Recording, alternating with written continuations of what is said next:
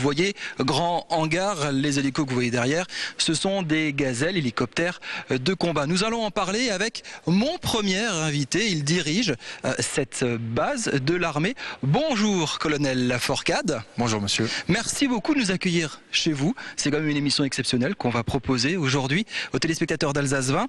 Quelles sont vos missions prioritaires ici dans cette base? Vous avez à peu près 1300, 1100, 1100, 1200 hommes, c'est ça?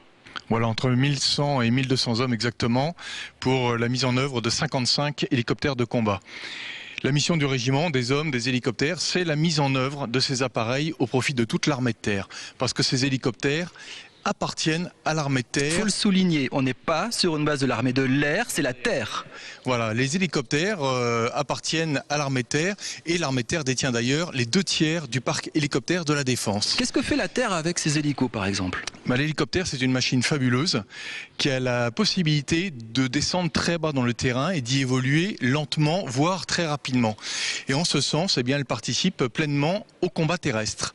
Voilà, donc les machines troupes au vont sol, venir par exemple, appuyer le combat des troupes au sol avec 4 grands types d'interventions. Un appui manœuvre, c'est les hélicoptères de transport, un appui renseignement, un appui feu, bien évidemment pour l'appui feu des troupes au sol, et un appui médical en cas de perte médicale.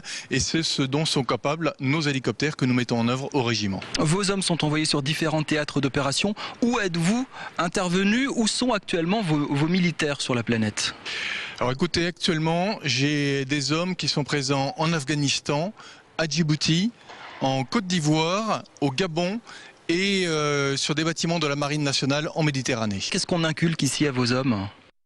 Alors la première des valeurs, je dirais, c'est le culte de la mission. Voilà, la mission doit être remplie, quel qu'en soit le prix, y compris d'ailleurs le prix de notre propre vie.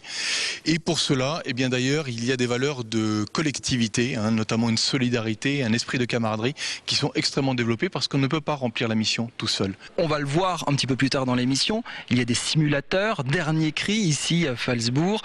Il va y avoir de nouveaux hélicoptères qui vont arriver bientôt. Ça veut dire que l'armée de terre ici va se transformer très bientôt. Oui, alors Phalsbourg, c'est une base qui date des Américains, qui a été construite entre 1954 et 1957, qui accueillait des avions de chasse à l'époque et qui a assez peu évolué depuis cette date-là.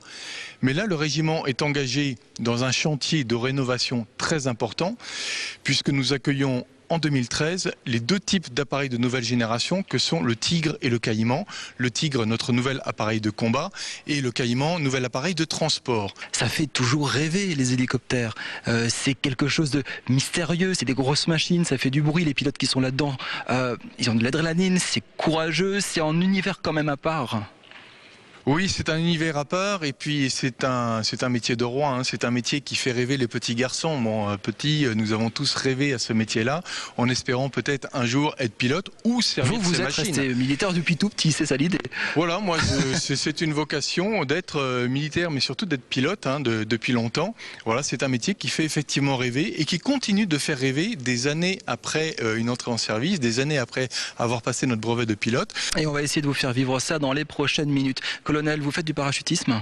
Non, j'ai pratiqué, je suis breveté parachutiste, mais voilà, les sensations de pilotage d'hélicoptère me suffisent. Alors justement, à propos de sensations, ce sera compliqué pour vous quand même de monter dans ce genre d'engin pour avoir quelques sensations.